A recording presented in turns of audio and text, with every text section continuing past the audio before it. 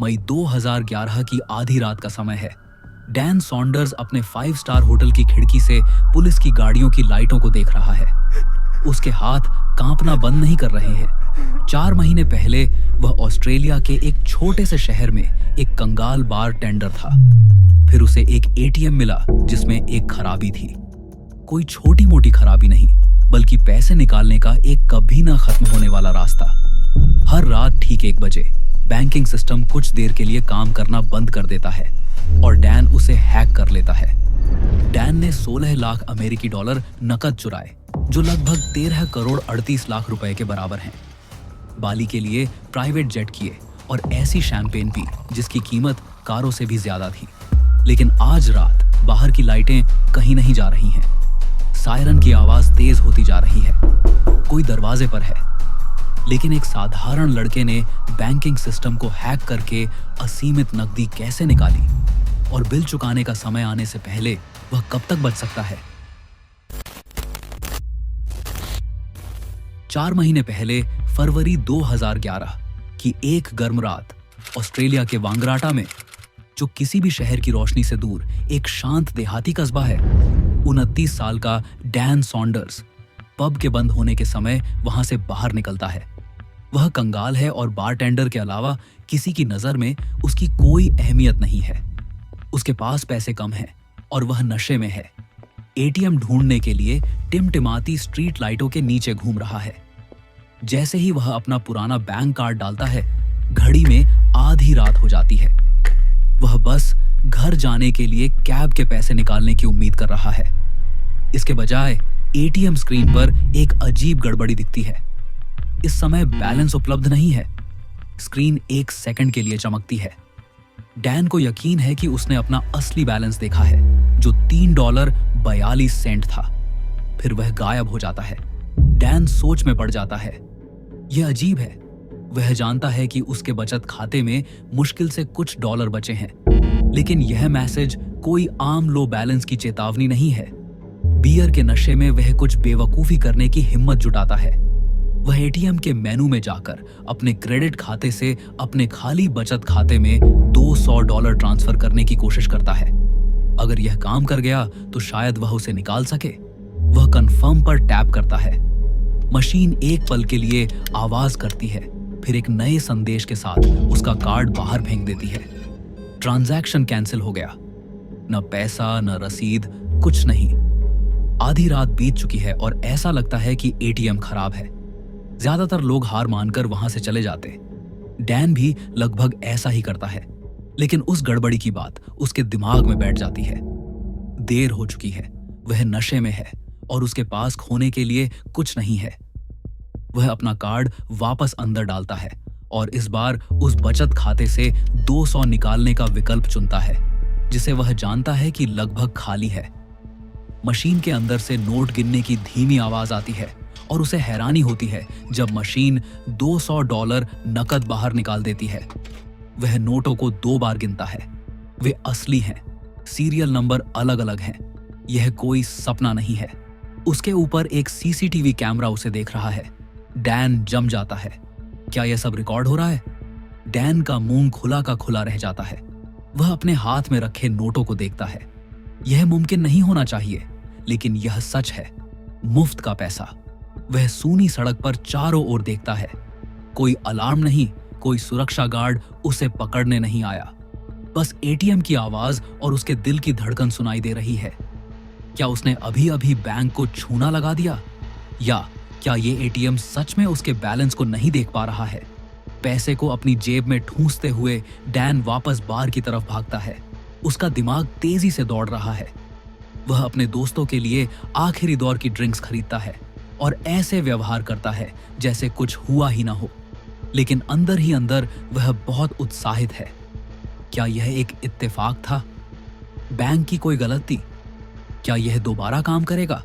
घर जाते समय वह मशीन को एक बार फिर से आजमाने से खुद को रोक नहीं पाता। शहर शांत है और अंधेरे में एटीएम किसी टॉर्च की तरह चमक रहा है। डैन गहरी सांस लेता है और उस रात तीसरी बार अपना कार्ड डालता है। वह खातों के बीच एक और ट्रांसफर करने की कोशिश करता है। इस बार $500। मशीन बिना किसी रुकावट के नकदी निकाल देती है।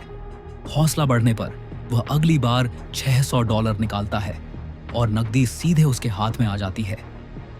डैन सूनी सड़क पर जोर से हंसता है। उसे यकीन नहीं हो रहा। ऐसा लगता है जैसे उसे असलियत का कोई जादुई कोड मिल गया हो, असीमित नकदी। जब वह आखिरकार घर पहुंचता है तो उसका बटुआ नोटों से भरा होता है और उसका दिमाग संभावनाओं से घूम रहा होता है। कल बैंक को पता चल जाएगा, कल अलार्म बजेंगे, कल डैन की जिंदगी खत्म हो जाएगी। लेकिन आज रात वह $1300 नकद गिनता है और सोचता है, क्या होगा अगर कल कभी आए ही नहीं और बैंक को कभी पता ही ना चले। सुबह की रोशनी डैन की खिड़कियों से अंदर आती है। वह भारी सिर के साथ करवट बदलता है। उसे आधा यकीन है कि पिछली रात सिर्फ नशे का एक भ्रम था। यकीनन उसने हवा से पैसे नहीं निकाले होंगे, लेकिन वहां उसकी टेबल पर एक भारी बटुआ रखा है जिसमें $2000 हैं जो कल वहां नहीं थे। डैन का दिल धड़क उठता है। यह सच था। उसने सपना नहीं देखा था। वह सच में घर एक छोटी सी दौलत लेकर आया था। कांपते हाथों से वह अपना फोन उठाता है और अपना बैलेंस चेक करने के लिए बैंक की ऑटोमेटेड हॉटलाइन पर कॉल करता है। रोबोटिक आवाज उसके बचत खाते का बैलेंस बताती है, $2000। डैन राहत की सांस लेता है। तो पैसा कहीं से तो आया है। तकनीकी रूप से वह अब कर्ज में है, लेकिन बैंक ने कुछ भी बंद नहीं किया है, अभी तक नहीं। डैन एक योजना बनाता है। अगर एटीएम उसे ऑफलाइन होने पर नकद निकालने दे रहा है तो वह किसी के ध्यान देने से पहले एक फर्जी ट्रांसफर के साथ इसे वापस कर सकता है। हर रात वह 1 से 3 बजे के समय में एक बड़ा फर्जी ट्रांसफर करके पिछले दिन के कर्ज को ढक देगा। सिद्धांत रूप में वह इसे हमेशा के लिए जारी रख सकता है, पैसे को गायब और वापस ला सकता है। यह सुनने में पागलपन लगता है, लेकिन कल रात साबित हो गया था कि सिस्टम को धोखा दिया जा सकता है। यकीन करने का केवल एक ही तरीका है, फिर से कोशिश करो। उसी रात डैन रात के अंधेरे में उसी एटीएम पर वापस आता है। उसका दिल जोरों से धड़क रहा है। वह रात के ठीक 1 बजे तक इंतजार करता है और कार्ड डालता है। इस बार वह निडर है। वह अपने क्रेडिट खाते से अपनी बचत खाते में $4000 ट्रांसफर करता है। यह एक फर्जी कदम है क्योंकि उसकी क्रेडिट सीमा इसके आसपास भी नहीं है और एटीएम हकीकत से बेखबर उसकी बात मान लेता है। फिर वह कल का कर्ज चुकाने के लिए $2000 नकद निकालता है। अगर उसका अंदाजा सही है तो कल जब वह फर्जी ट्रांसफर वापस होगा तो उसके खाते में $4000 होंगे, लेकिन वह फिर से एक बड़ा ट्रांसफर करके उससे आगे निकल सकता है। यह एक खराब सिस्टम पर भरोसे का खेल है और यह काम कर जाता है। अगले दिन बैंक से कोई कॉल नहीं आती, बस एक नया बड़ा कर्ज जो छुपा रहने का इंतजार कर रहा है। इसलिए डैन आगे बढ़ता रहता है। रात दर रात, ट्रांसफर के बाद ट्रांसफर, वह रिकॉर्ड्स में हेर फेर करता रहता है। 6 लाख, फिर 13 लाख, नकली पैसा बढ़ता जाता है। 12वें दिन ट्रांजैक्शन के बीच एटीएम अचानक रुक जाता है। 30 सेकंड तक डैन का कार्ड अंदर फंसा रहता है। उसकी सांसें रुक जाती हैं। फिर एक आवाज के साथ कार्ड बाहर आ जाता है। सब कुछ फिर से सामान्य। कुछ हफ्तों बाद डैन बैंक की एक शाखा में जाता है। कैशियर जब आराम से उसके सेविंग अकाउंट के बैलेंस का जिक्र करता है तो डैन खुद को संभाल पाता है। $10 लाख से ज्यादा।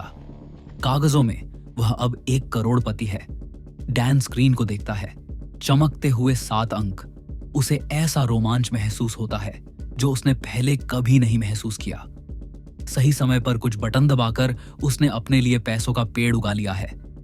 यह राज, यह मौका सिर्फ उसी का है। कोई उसे रोक नहीं रहा। न बैंक के अलर्ट, न कोई फोन कॉल, न पुलिस। उन्हें कुछ भी पता नहीं। तेज धड़कनों के साथ डैन बैंक से बाहर धूप में निकलता है।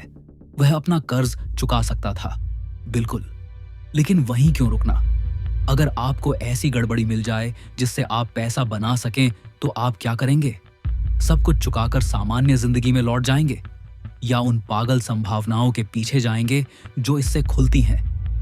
डैन को अपना जवाब पता है और यहीं से उसकी जिंदगी का सबसे खतरनाक सफर शुरू होता है। अगले 5 महीनों में वह पैसा पानी की तरह बहाता है। कुल मिलाकर लगभग 16 लाख डॉलर, यानी भारतीय रुपये में करीब 13 करोड़ 28 लाख। हर दिन एक नया चौंकाने वाला खर्च। वह शानदार विला समंदर किनारे पार्टियों के लिए बाली तक प्राइवेट जेट किराए पर लेता है। पायलट पूछता है, एक बारटेंडर इतना पैसा कैसे कमा रहा है? डैन मुस्कुराकर कहता है, क्रिप्टो। पायलट सिर हिला देता है। लेकिन एक रात बाली के एक विला में रात के 3 बजे डैन का फोन बजता है। अनजान नंबर, मेलबर्न का एरिया कोड। उसके हाथ से शैंपेन का गिलास गिर जाता है। वह 5 स्टार होटलों की पूरी मंजिलें बुक कर लेता है। स्टाफ को $100 की टिप टॉफियों की तरह देता है। एक नाइट क्लब में वह अपना ब्लैक कार्ड रखता है। वीआईपी में मौजूद हर किसी को सबसे महंगी शैंपेन पिलाता है।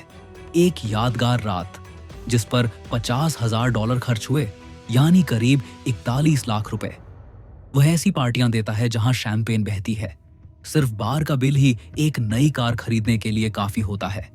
यह सब सिर्फ खुद पर खर्च करना नहीं था। डैन समझने लगता है कि पैसा देना भी अजीब सुकून देता है। जब एक दोस्त कहता है कि वह यूनिवर्सिटी की फीस नहीं भर पा रहा, डैन चुपचाप पूरी रकम भेज देता है। वह बिना सोचे एक और दोस्त का स्टूडेंट लोन चुका देता है। अगर आपके पास पैसा और सोच है तो आप लोगों के सपने पूरे कर सकते हैं, वह सोचता है, लोगों की हैरानी भरी नजरों को देखते हुए। कुछ समय के लिए वह एक लोकल लेजेंड बन जाता है। वह बारटेंडर जो अचानक करोड़पति बन गया, जो हर किसी का बिल चुका देता था। जो लोग उसे जानते तक नहीं थे अब कहते थे कि वे साथ स्कूल में पढ़े थे। अजनबी लोग आसान पैसे की खुशबू पाकर उसके करीब आने लगे। डैन महसूस करता है कि अब लोग उसे नए सम्मान से देख रहे हैं। जो लोग पहले उसे नजरअंदाज करते थे अब उसकी हर बात सुनते हैं। पैसा होना या ऐसा दिखना कि आपके पास पैसा है सब कुछ बदल देता है। डैन इसका मजा लेता है। वह ऐसी जिंदगी जी रहा है जो किसी फिल्म जैसी लगती है। प्राइवेट जेट, पेंट हाउस, हर जगह खास व्यवहार। और यह सब उस एक गड़बड़ी से चल रहा है जिसके बारे में कोई नहीं जानता। हर रात वह अब भी अपनी आधी रात की छोटी सी रस्म निभाता है। फर्जी खातों के बीच पैसे को घुमाता रहता है ताकि यह झूठ जिंदा रहे। दिन में कुछ भी बनने की आजादी के लिए यह एक छोटी कीमत है। वह अपने परिवार से झूठ बोलता है। पैसे की कहानी बदलता रहता है। कभी कहता है वह इन्वेस्टमेंट में है, कभी रियल एस्टेट में।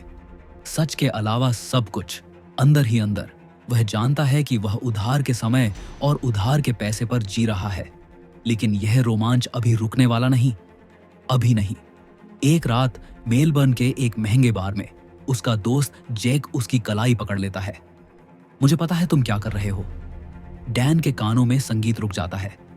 वो ट्रांसफर, वो आधी रात को एटीएम जाना, मैंने सब देखा है। डैन का गला सूख जाता है। जैक धीरे से कहता है, तुम जेल जाओगे दोस्त, और मैं ये होते नहीं देख सकता। वह उसकी कलाई छोड़ता है और बाहर चला जाता है। डैन चुपचाप सबसे महंगी बोतल का ऑर्डर देता है। इन पलों में डैन अपने पेट में उठने वाली घबराहट को एक तरफ धकेल देता है। उसे अमीर दिखने, हीरो बनने और चर्चा में रहने की लत लग गई है। फिर भी देर रात जब पार्टियां खत्म हो जाती हैं और वह अपने ख्यालों के साथ अकेला होता है, डैन को कभी कभी एक साया पास आता हुआ महसूस होता है। उसके दिमाग के पिछले हिस्से में एक सन्नाटा भरा डर, जैसे आने वाले तूफान की दूर की गड़गड़ाहट। जैसे जैसे 2011 का वसंत का मौसम गुजरता है, उसका डर बढ़ता जाता है। वह जानता है कि यह हमेशा नहीं चल सकता। हर सफर का रास्ता कभी ना कभी खत्म होता ही है। लेकिन यह कैसे होगा और कब? 2011 के वसंत के अंत तक डैन की हिम्मत जवाब दे चुकी है। वह आदमी जो कभी मुफ्त पैसे का आनंद लेता था, अब हर परछाई पर उछल पड़ता है। हर रात वह वही बुरा सपना देखकर जाग जाता है। उसकी खिड़की से लाल और नीली लाइटें चमक रही हैं। अधिकारी आखिरकार उसे घसीट कर ले जाने के लिए आ गए हैं। उसके हाथ लगातार कांपने लगे हैं। घबराहट के दौरे कभी भी पड़ जाते हैं।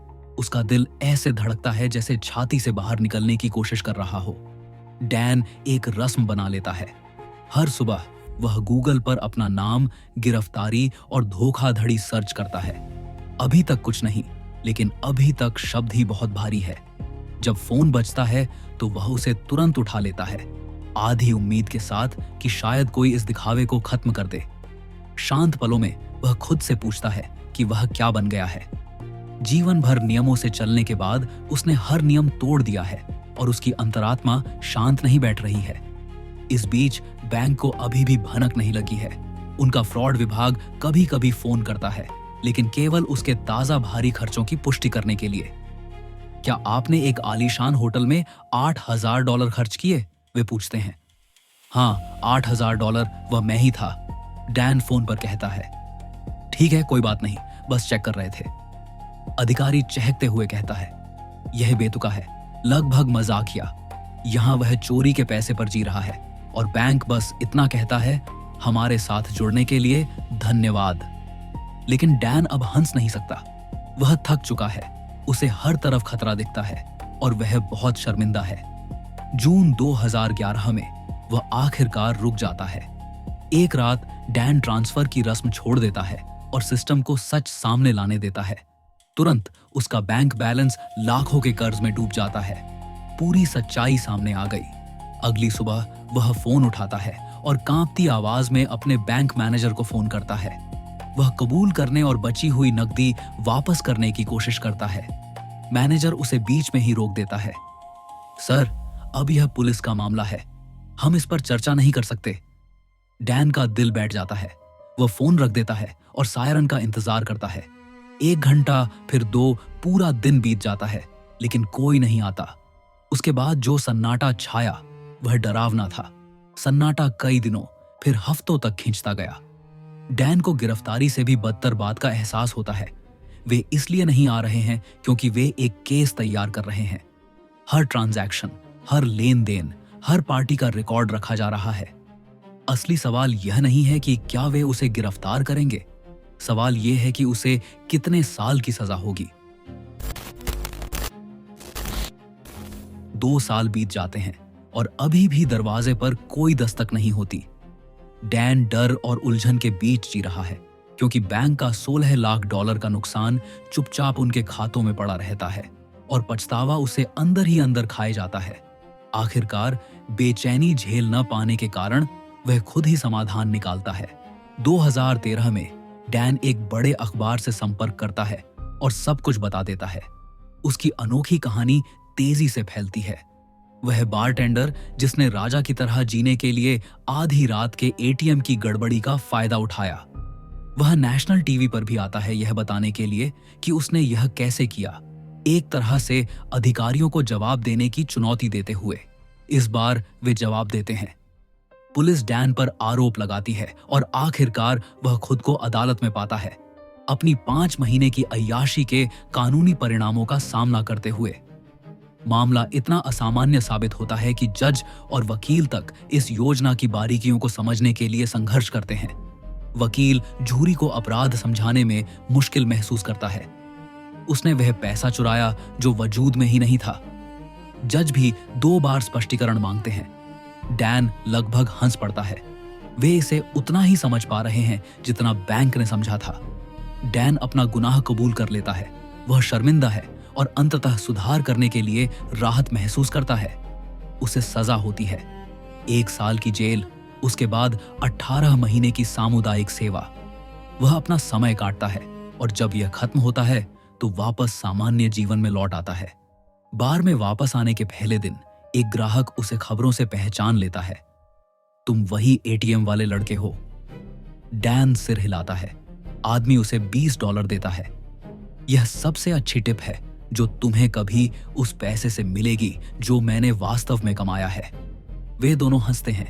यह माफी जैसा महसूस होता है।